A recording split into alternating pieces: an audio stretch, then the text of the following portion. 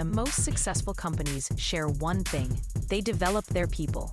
The Success Launch Point makes it simple with on-demand courses, live coaching, and a thriving professional community. Your team will gain confidence, sharpen skills, and deliver more value, while staying loyal to the company that invests in them. To take your workforce to the next level, check out modernobserver.com/launchpoint.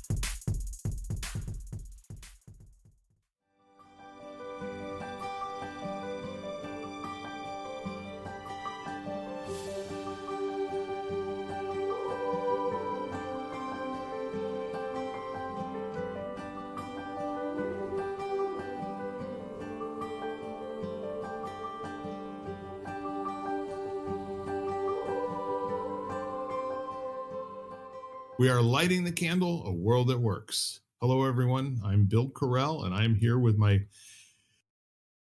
beloved partner in world empowerment, Jan Jeremias. And we are so lucky and fortunate to be joined by another one of our mutual friends today. I guess we can call him a buddy at this point, Austin Jacob. And I'll say this first of all. Austin, welcome. It's good to have you back. Thank you. It's good to be here now. So how are you both doing today? I'm fantastic. I'm doing fantastic.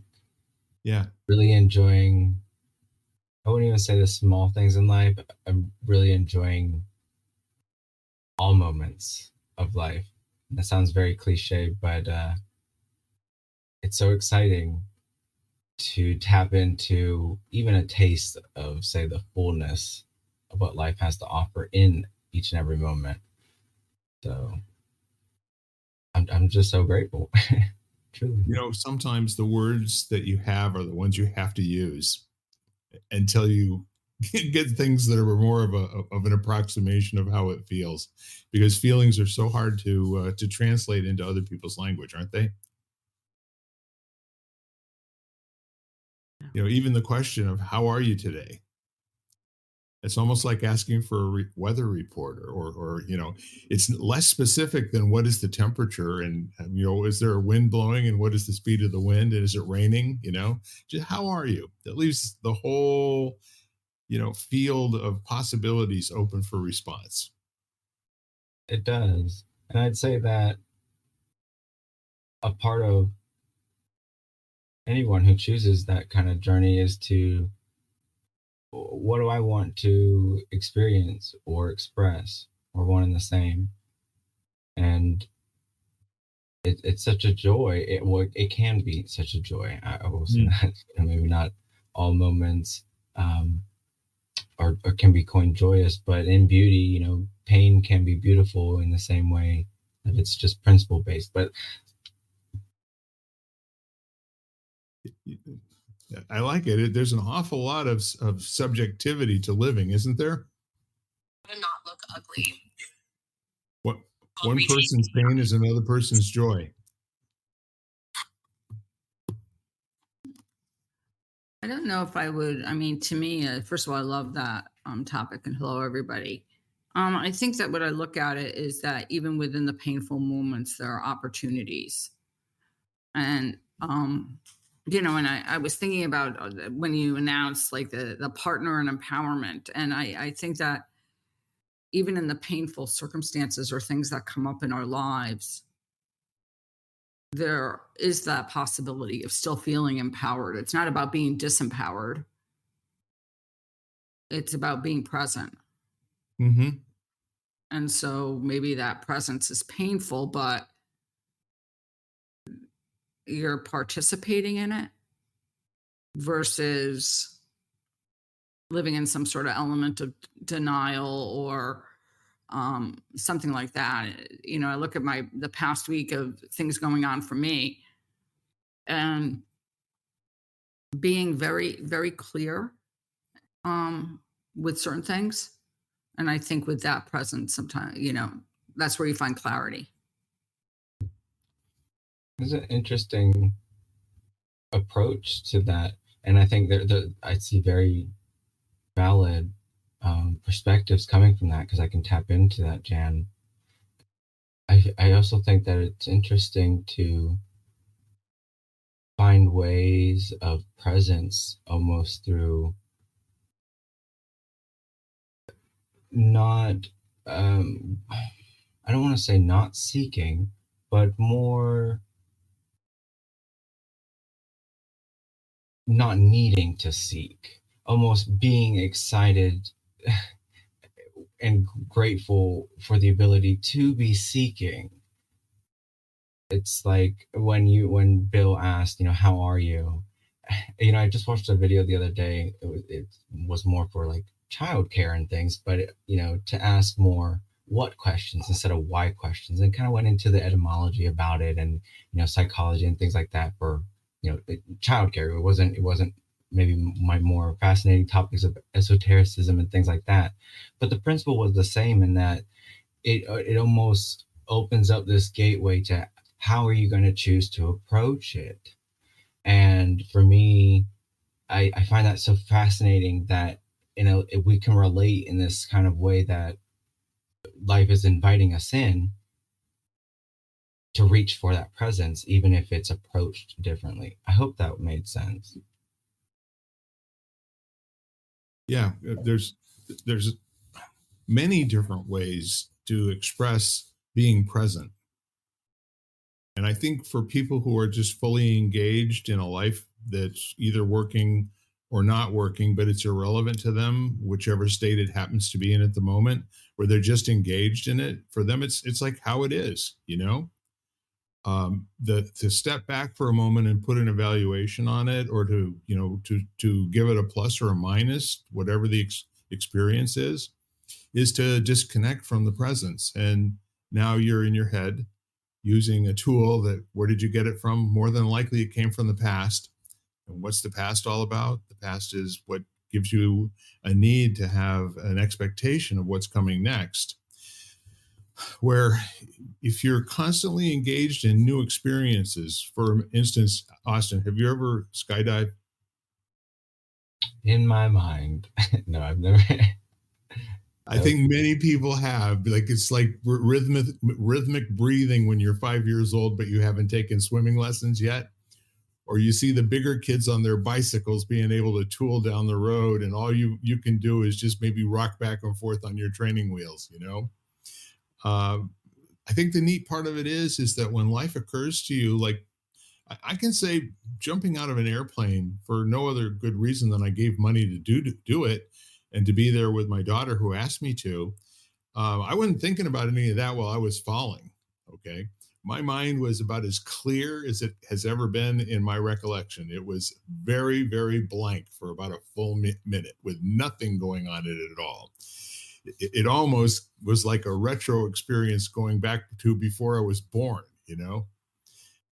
I don't know if you have memories of before you were born, but I had a recurring dream when I was a kid that I kind of equated to coming up the birth canal, where it was like warm, and I can hear this, and then all of a sudden it's chaos. Um, but the point of being in a life that gives you a presence that always is astounding, or is a completely new experience, and it doesn't have a frame of reference. Like, you can't grab onto an edge of it and try to understand it. It's beyond understanding. Um, there are people that live that kind of life. And you know who comes to mind? Wendy. There are people who are in awe of the least little thing, but they genuinely are experiencing the presence of this flower in an unexpected location.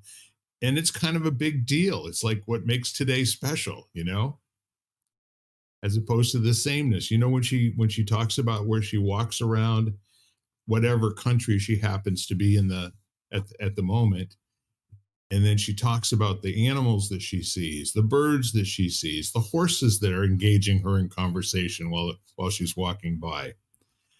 I think about her, and my notion of how she experiences life is kind of like that, if you will. I really love that. Yeah. I can relate in a lot of ways, maybe personally, maybe not so traveling as much physically. It sounds like she got quite around the world, but traveled nonetheless and Yeah. experienced communication in all kinds of forms. I And what think you mentioned about, go ahead. no, go ahead. When you were mentioning about the skydiving, interestingly enough, one of one of my mothers, well, one of my mothers who raised me, she had the gift. One of my brothers decided to gift her with a skydiving trip, something that she wanted to do. And I talked with her one day about it. I traveled back to where I had graduated and things. And I asked her about it. And I remember she talked, it was one of the small moments of, say, anyway, it was a small moment we shared together where she related to something universal that didn't need, even though we were speaking, we approached it, we used different language, we were describing the same phenomenon of being present in that moment, and how the beauty of discovering that, you can call it polarity if you want, but that limitation, that separateness, that joy of discovering ourselves all over carried her through to, you know what, if it's meant to be, I'm gonna do it. And she did it. And and that's how she described it to me. And it was a joyous moment, unspoken moment, nonetheless shared. Yeah. So that was a great memory that to trigger there when you shared that, Bill. And I think I've had that experience, not skydiving, but I've had that experience where I've literally, my mind has been basically blank for a period of time. Um, where I was one, I remember I was walking in the city, Manhattan, in the middle of a snowstorm, wee hours of the morning, like 4 or 5 a.m. It was quiet as could be. Like, I mean, for Manhattan, that's a big deal when it's quiet. The snowflakes were falling in slow motion. It's like I could see each snowflake individually. Mm. I was probably as one with the universe as I've had time since then as I've ever had. But yeah, I do feel like there are lots of people maybe who don't write about it, but who go through the world looking like as if like Wendy does, like really paying attention. Yeah. So what's brilliant about her is, can you imagine she lives that way, okay? Well, I Or she mean, I doesn't. Or think, she doesn't. I mean, for her, it's how I do things. You know what I mean? well, yeah, and I agree, but I think there are people who do live like that. Maybe I agree not too. 100% of the time, but spend a lot of time there.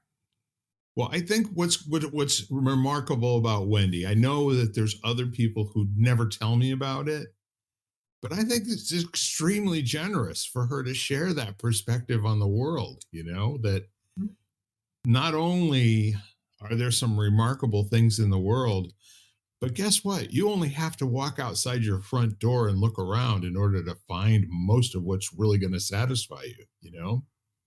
It's Yeah, it's yeah, I mean, I agree, and I think for those of us who kinda look at the world, that's what keeps us going, yeah.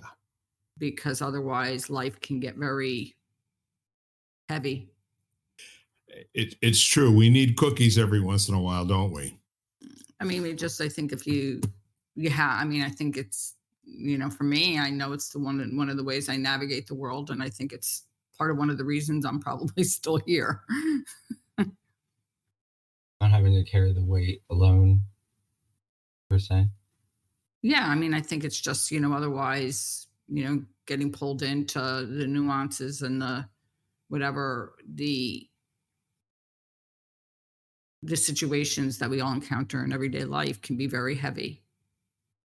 And so I think that we need that to realize, to experience, and to realize there's more than what than what we really than what we're seeing at the moment.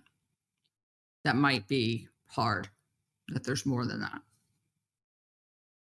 What I want to go back to is that what if objectively there are no ways that the world occurs? What I was saying before in response to what Austin said was the subjectivity of the world is what allows people to kind of resonate with each other as each one of us hears something. I can imagine that Wendy could stand up in a group of 50 people and some of them would just walk away. They wouldn't get it. They're not interested. They're not tuned into how can I be more present, or, looking at her lovely shining face and smiling while she's telling you about this amazing little bird that she saw. And she does the same thing about really important things in life too, but being able to distinguish in her life what was kind of an aha out of the mundane, that normally just slides into the background and you look past. So that subjectivity is that what's the difference between people who see the world, using that old metaphor, the glass half full or the glass half empty? It's the same amount of water in the glass either way. And what is each group getting out of it? What are the people who see it half full getting out of it? And what are the people who see it half empty getting out of it?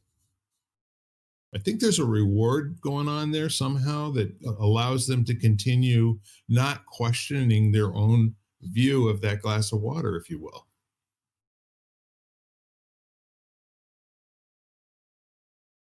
Does that make any sense?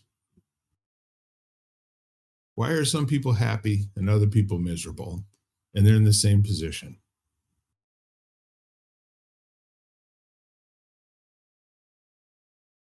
It's a question, isn't it?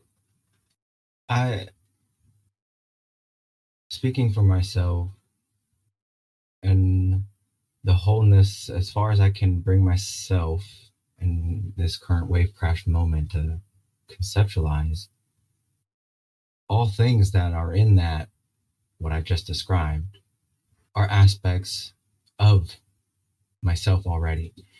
And so if I approach things like bigger questions that I would love people to hold more dynamic conversations in groups outside of just our good friends here of these, because it takes a lot of, like you said, coming together with resonance to even build up language and understanding to support these kinds of questions. But to your question, my approach would be rooted in that perspective, which is these are all aspects of me anyway. So I first, to even approach the question, have to, how am I approaching myself in it?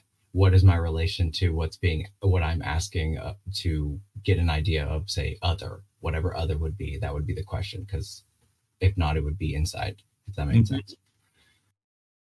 So that's a deep one. That's a tough one, but I think it often starts within or individually, one at a time. But it's so much more than, one affects all. So it's the inverted kind of thinking. Well, here's what's so delicious about what you just said is that we as human beings, I mean, you answered my question by not answering my question. I mean, which is fantastic. What I asked is, why are some people happy and some people miserable? And what you said was, wherever I go, and I'm paraphrasing, but so I'm doing shorthand here.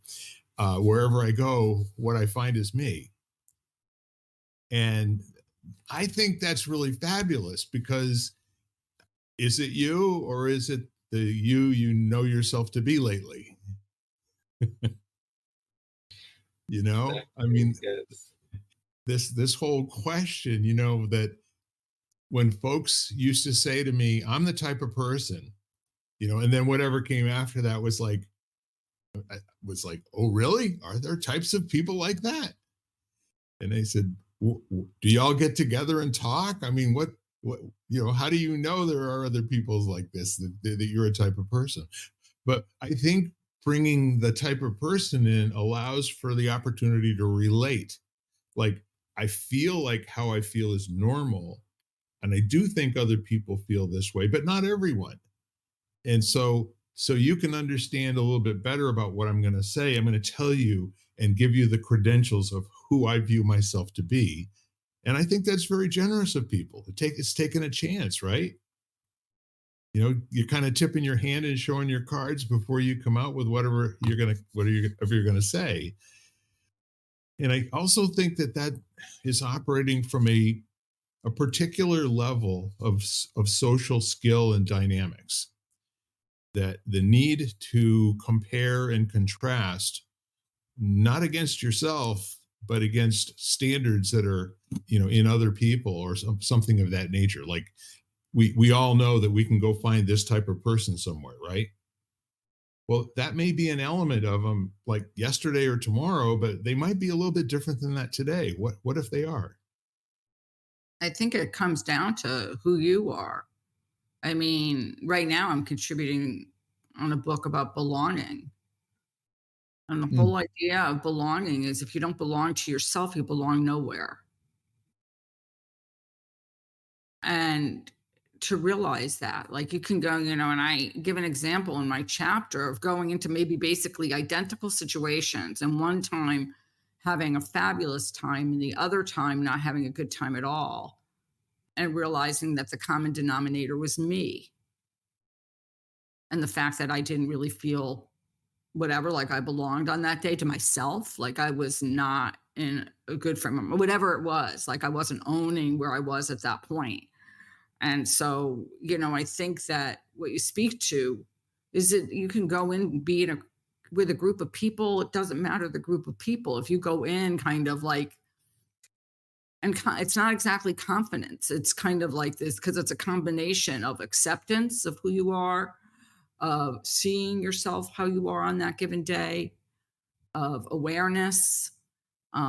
It's all those things. And if you go in, then basically you can go anywhere.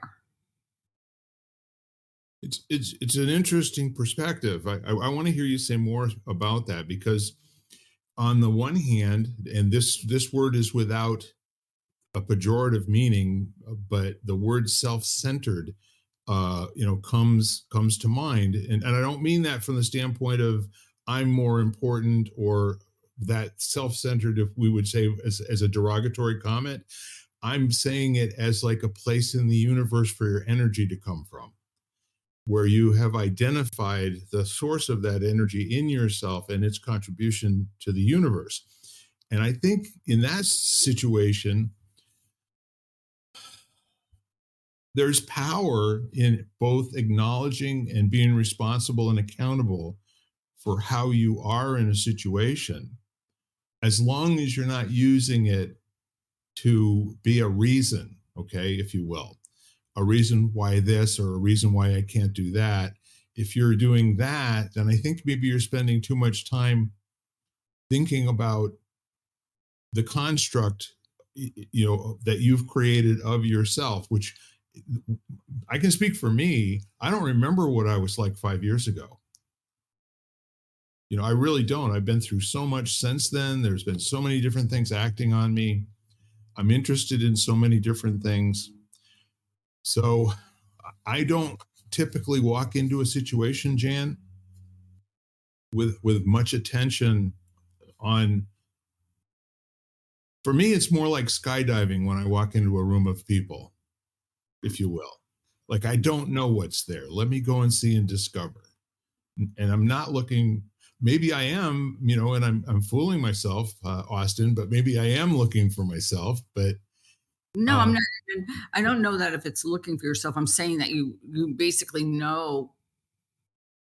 Like, it's that whole idea is I get up and I'm in the, and I see myself for where I am on that day. right. Know that whatever situation I go into, I'm bringing myself with, myself is going along for the ride. Like, myself is there. Like, I'm going along. So maybe not looking at the exact circumstances as like, oh my gosh, this was a horrible experience, or this was that, this happened because of this outside of myself. Yeah. Much more like this probably happened because I was in this particular frame of mind that day, and I wasn't open or whatever, and not in a critical way, but much more in a self-observing kind of way of Yeah. like awareness of it, like, okay, this is where I was that day, and this is why that probably happened. I mean, the other thing that I, spent a lot of time over the weekend kind of realizing, and it was really about, and I don't, in some ways I don't like to bring it up, but it being the root of belonging, being whether to yourself or to others or to another, to a community, to friends, to the world, the universe, is really about love. Like, is the and threading emotion to me is Right. just that is love. And I have to thank my mother because she gave me this ring for my birthday, which says always with you. And I said, okay, like here it was. Like to me, if I think about wanting to belong or feeling at home, however you want to phrase it, feeling at Yeah. home, it's all about that. It's, and whether you're belonging to the universe and you're a part, and which we all are, or you're belonging to a crowd or to yourself or to nature or to pets, it doesn't really Yeah. matter. Well, I appreciate you, saying more about that, because you're really distinguishing something that that I want to understand. And what I'm also hearing is that it's more process related than decision related. In terms of, if you have a reaction to something, for example, are there circumstances that set you up for that particular moment where you processed it a particular way? And is there something to learn from that? Or is that in the right domain of thinking, or is it even in a different plane than that? Well, I mean, I think that maybe that's part of it, but that's not it in its entirety. Right. At all. I mean, I think then you look at it not even as like, oh yes, I can learn from this, not in, well, I've got to change this immediately because I don't like this about myself kind of attitude. It's much more looking at it from a space of, and not trying to, and then maybe separating it out from trying to label it as good or bad, and just labeling it as an experience. Or maybe that was interesting. Right. Well, I used to use the word interesting. I don't usually use that. I now adopt Arlene's word, which is curious. That's curious. I like that. That's curious. But, That's a Chinese curse. May you live in interesting times. so, yeah. So it's a bit different than just that overly critical. It's just, I mean, I think of it as, when you talk about pure awareness, I think about it as awareness. Yeah. So what's really kind of interesting here too, that I'm hearing, because the way I'm using the word is that there's more to be discovered here, possibly. And I wonder if, again, we're talking about two perspectives. There's probably thousands of perspectives, really, but if you think about the people who are, regard themselves as introverts versus people who regard themselves as extroverts. I keep seeing people who have always known themselves as introverts becoming really great extroverts by spending the time working on it and working with it, if you will. People who are very, very outgoing. One person who I think is the poster child of that, who we all know and love, is Kate Mollison. She has identified herself as a recovering introvert, but if you ever meet her, it's almost like the most positive Tasmanian devil you've ever been around.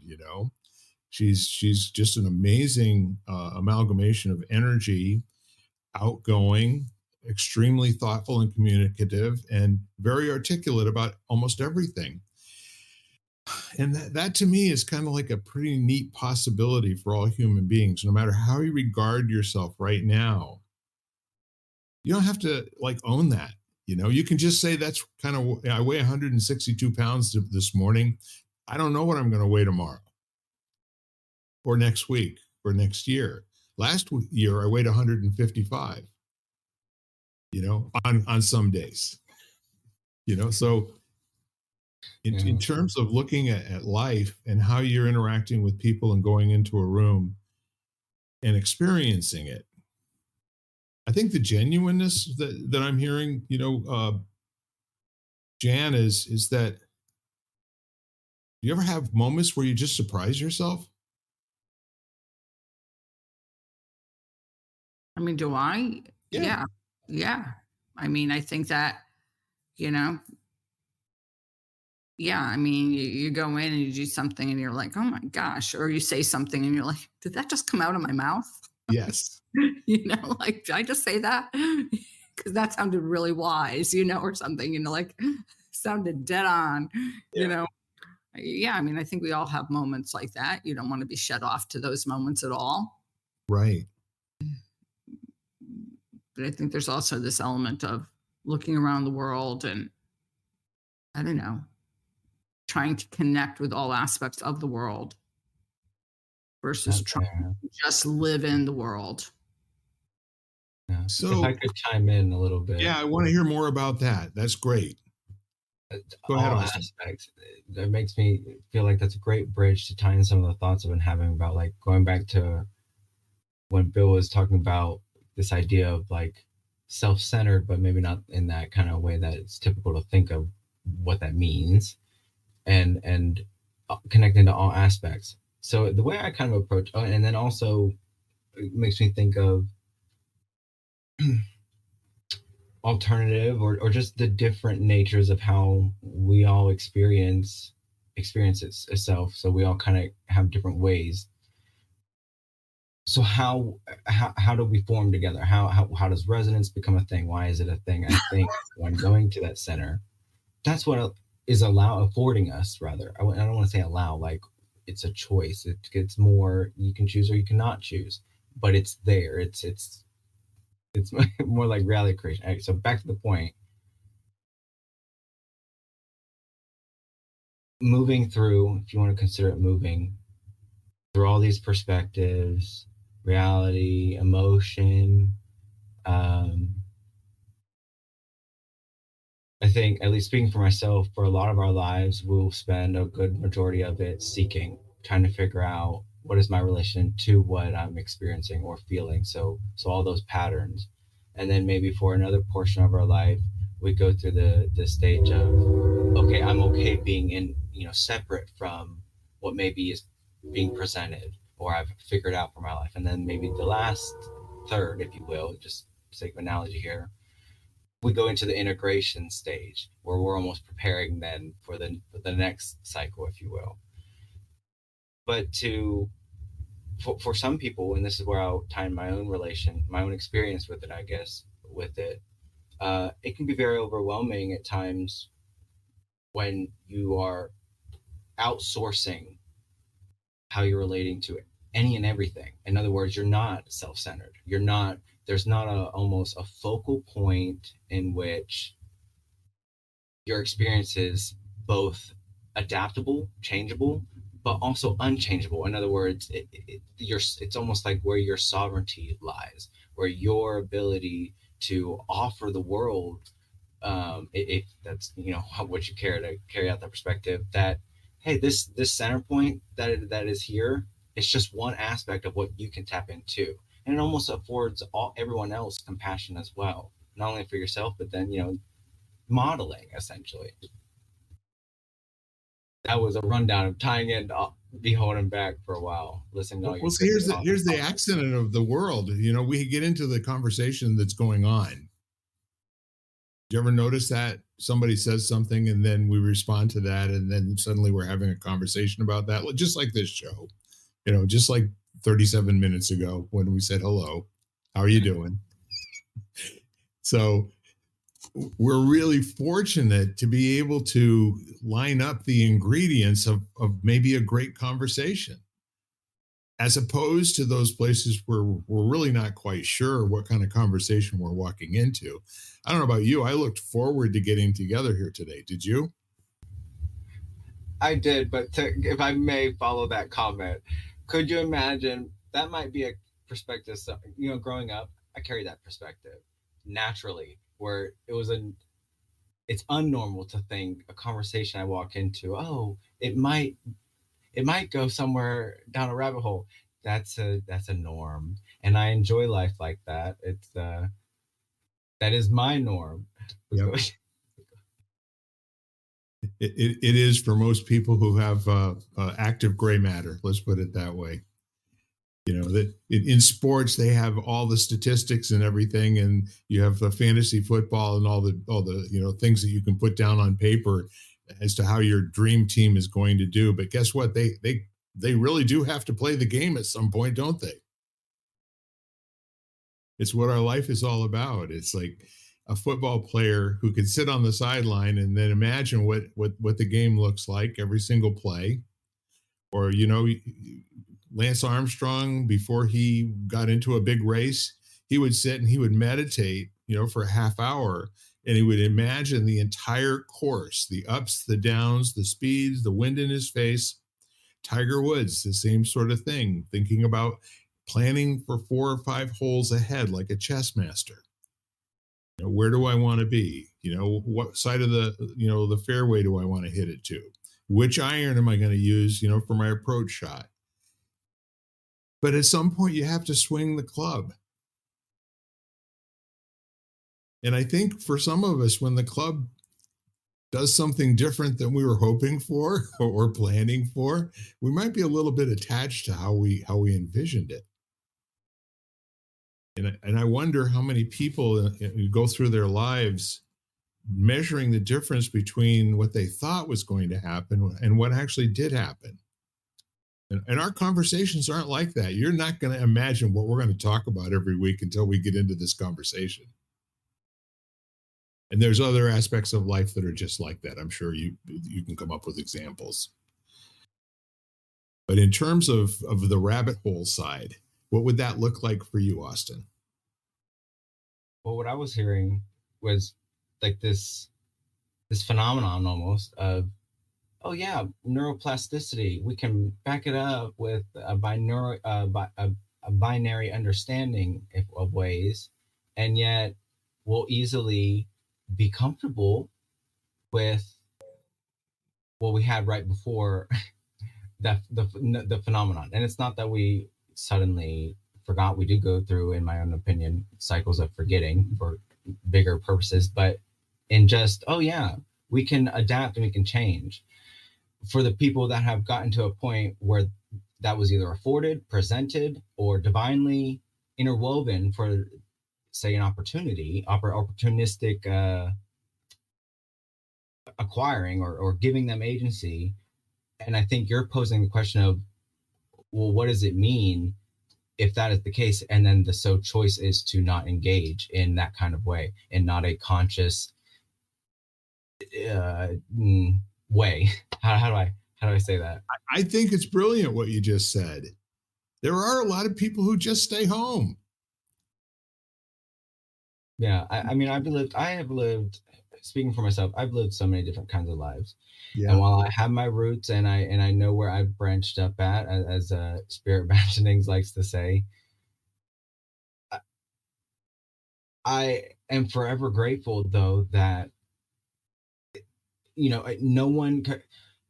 there are so many beautiful mirrors and aspects of myself that have been infinitely, if you will, giving me the opportunities. But the I that I say I am, the Austin that says Austin is this avatar right now reflecting in this moment, had to actually choose, oh, I'm going to do something with this. I'm not going to allow what I've been, what I've related to, what I've enjoyed, what I've shame, guilt, all the things, emotion. It's in a way what I was seeking to avoid or understand and convince myself I'm more than this separation that I'm actually enjoyed. Like you said, we're comfortable with our separation, we're comfortable with our patterns, and there can be shame around that. That's a form of trauma. Anyway, back to the point, getting to a place where you're like, oh well, this is actually kind of beautiful, and beauty can be painful in a sense, but it's ours for the taking. I feel like I got away from that, but somebody else go take the reins.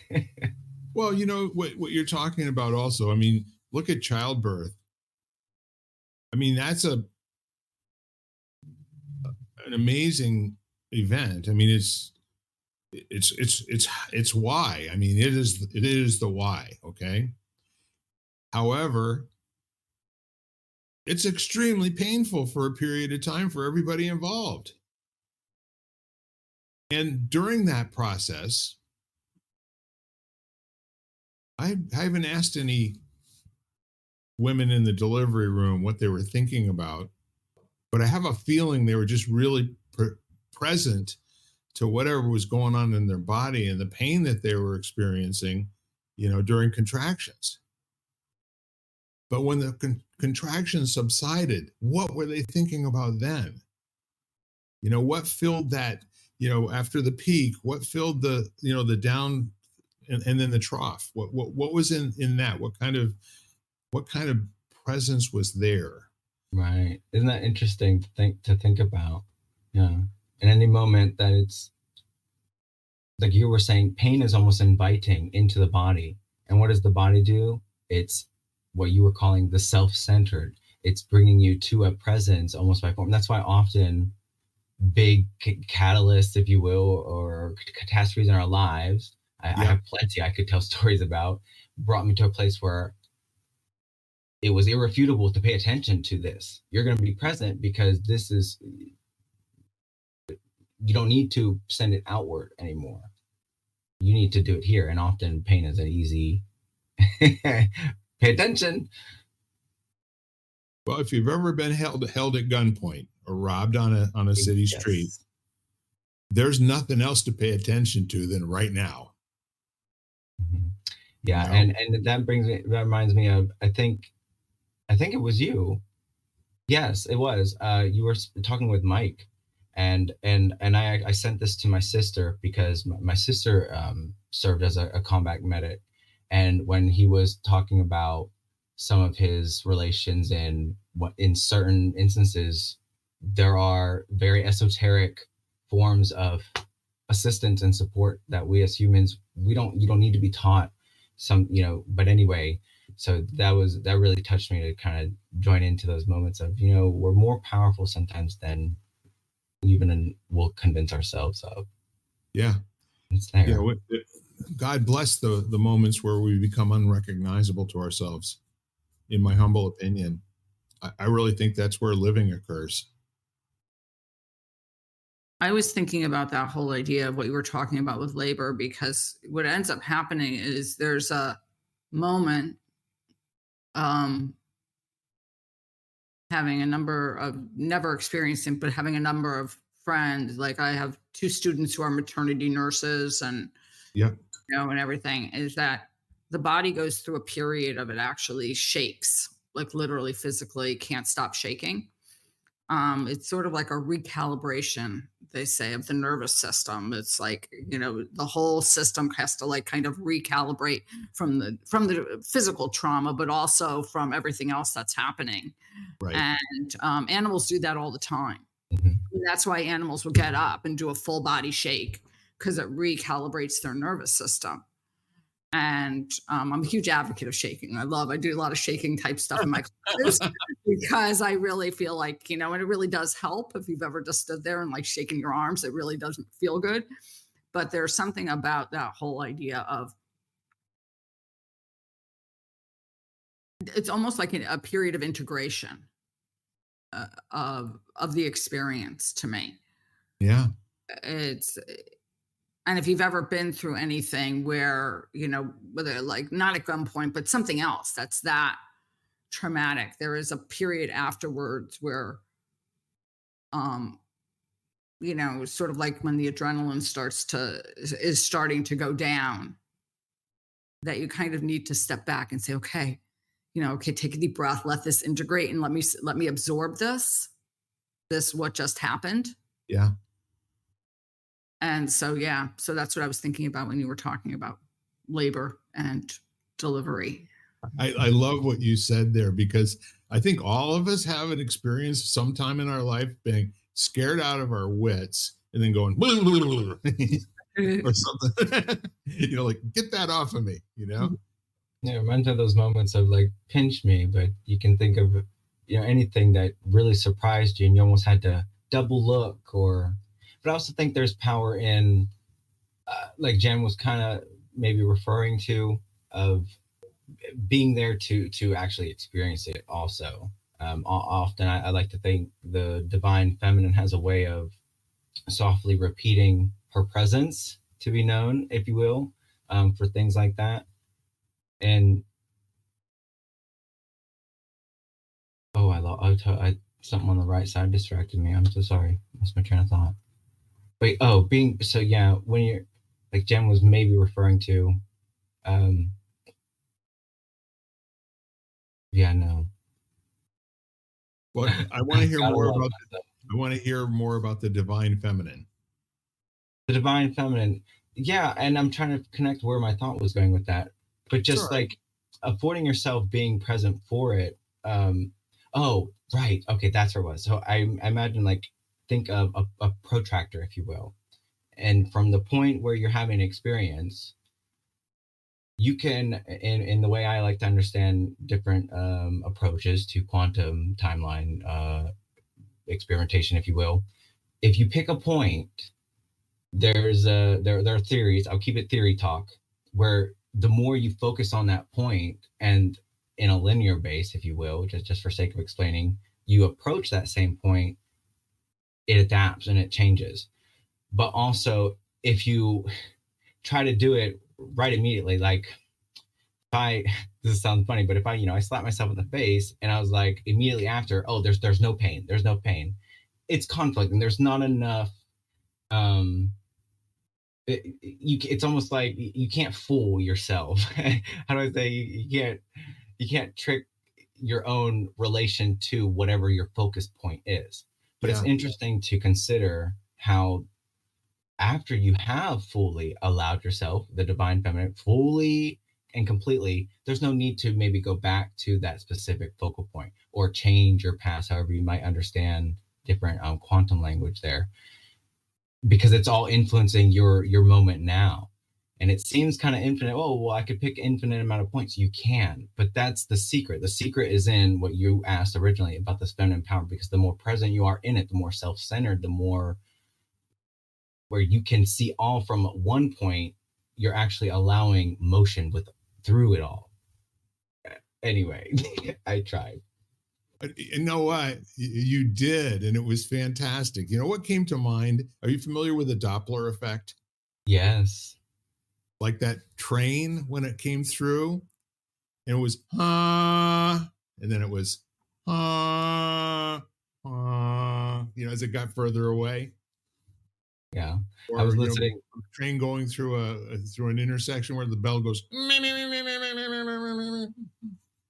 The bell's doing the same thing all that time, but the occurrence for you is that the pitch changed. And we kind of experience life like that. That's what I took away from what you were saying, is that your point of view so much influences how you actually experience something. And the closer you get to it when it actually occurs, and then the further you are away from it after it's over, changes the experience, because now you've processed it somehow. It's not the experience anymore. It's you reliving the experience in whatever way you can, or something. No, like it's because the experience becomes part of you. Yes, and that's the completion. It's not like you can take it out of you once it's happened. Oh yeah, no, I'm good.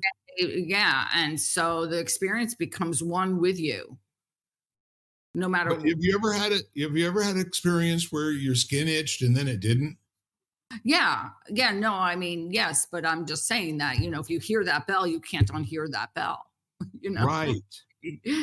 So it becomes part of you. You may not. It's just you integrate it, and a lot of times those integrations happen instantaneously. Like you hear something and then you don't hear it, and it's still part of you. And then other times there's something that happens that takes you a long time to integrate.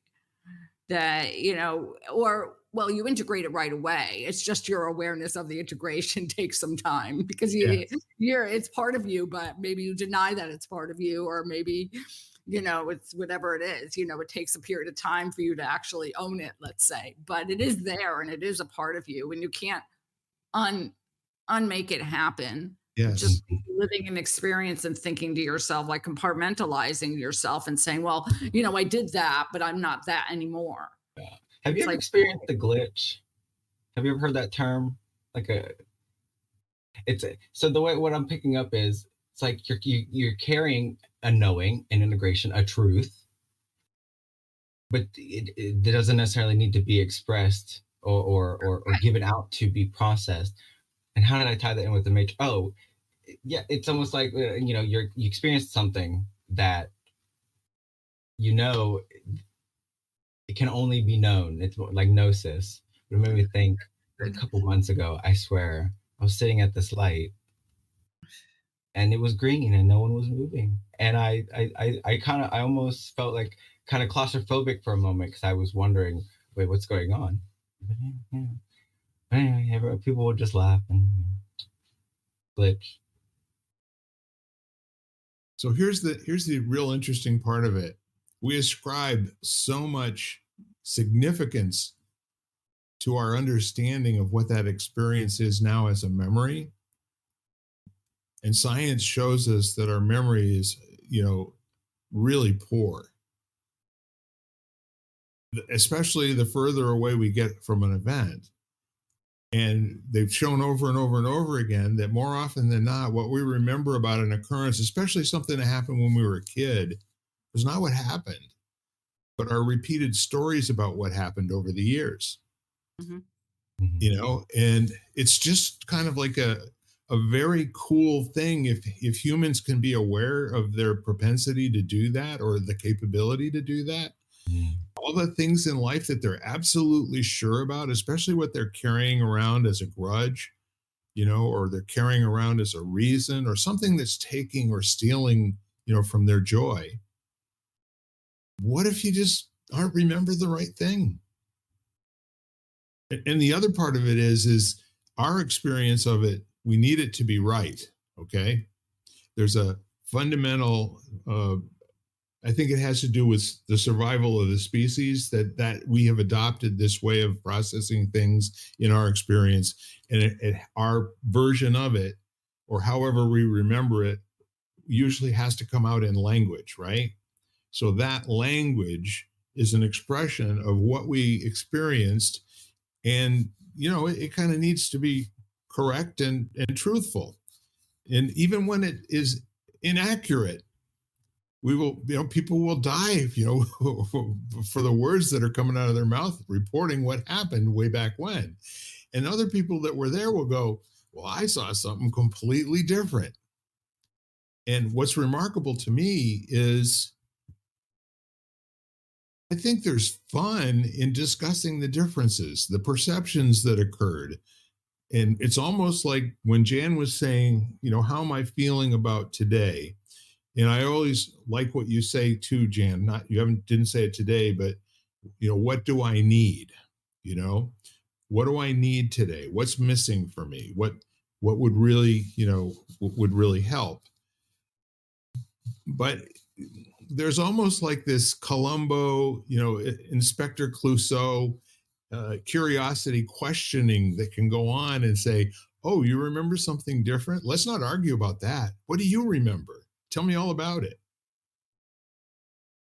Imagine if we all behaved in that way as opposed to, well, I was just about to say, I love that how you described, I call it agency, but I think you used the P word, but the ability to recognize it. And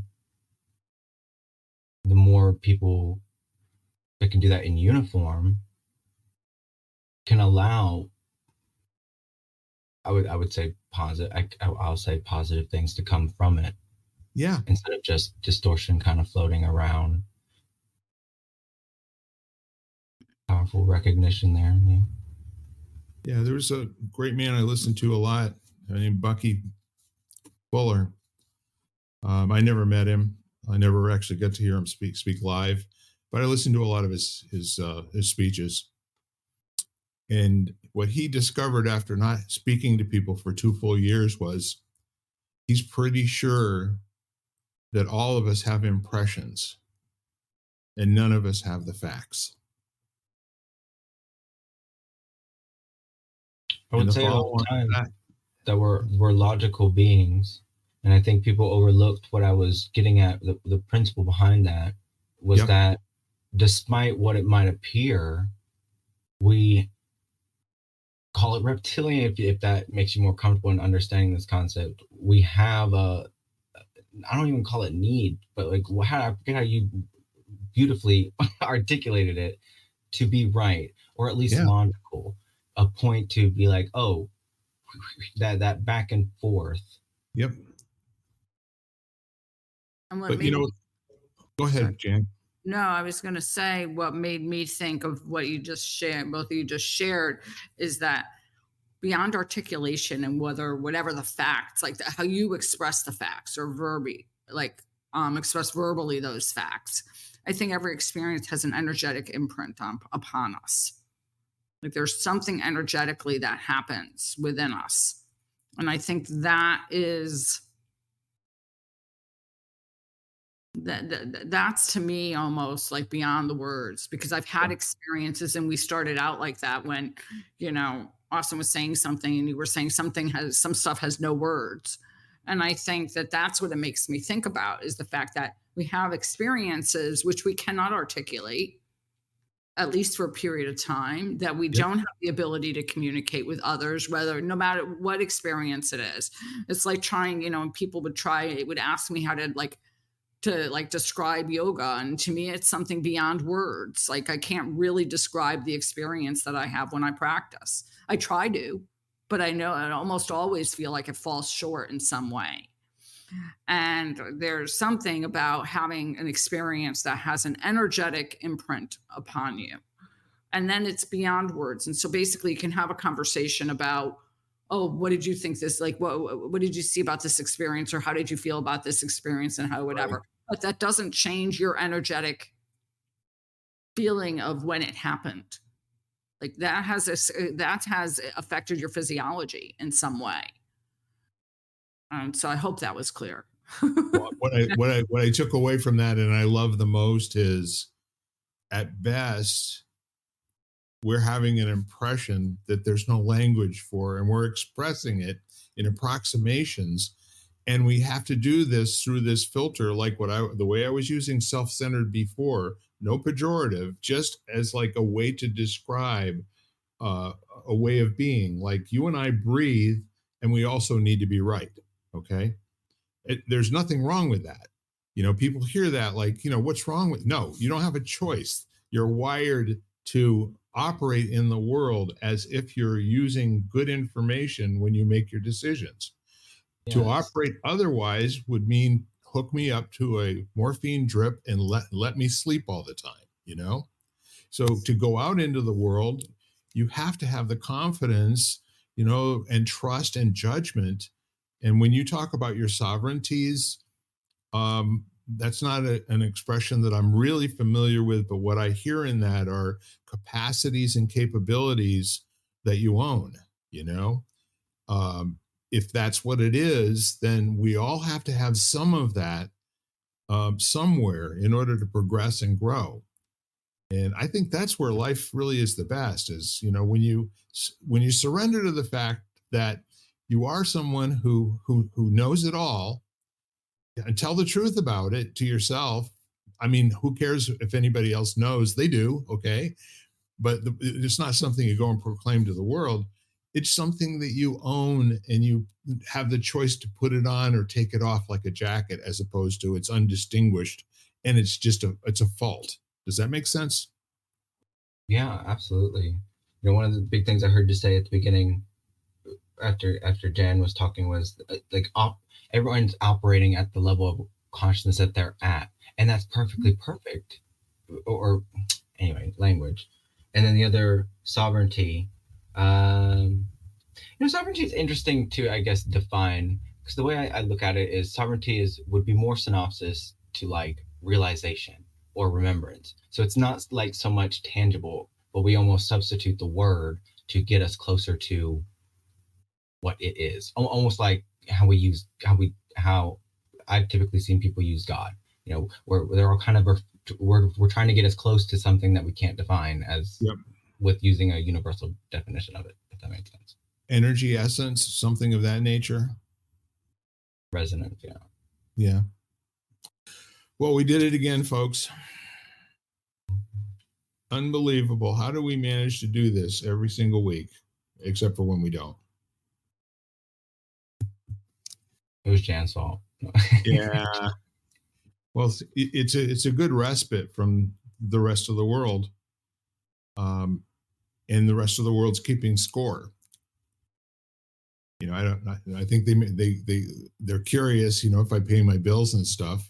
If I don't, they come looking for me somehow, or if I do, they reward me with more bills.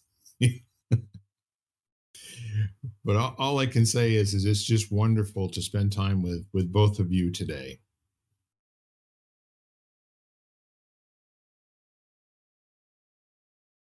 And what comes to mind is that old saying that a life unexamined is not one worth living. And Jan, it's clear to me, I would be a fan of spending a half hour in your mind. That might be as much as I could take at one sitting, but you know, all I can tell you is I bet I would learn a lot. I don't know, but thank you, Bill. Yeah, I think you would probably get really exhausted if you were in there. I might bring Austin along for support. Yeah, exactly. Anyhow, either of you have like some summary comments, or you know, add a little tidbit you'd like to throw in at the end here? Cookies, as I like to say, and Austin, you have your way of languaging that. Yeah. Go ahead, Austin. I'd say from the very opening question of how are you, that beautiful moment to choose to give life to whatever answer or approach. That's the beauty of it. And I would say my takeaway for our meeting today would be approach life with more laughter, because that's great. That's great. That's a great gift to give everybody. Is me especially today. I will take that. Jan? I guess something that I think as I said it, I realized, that's really true, that we can't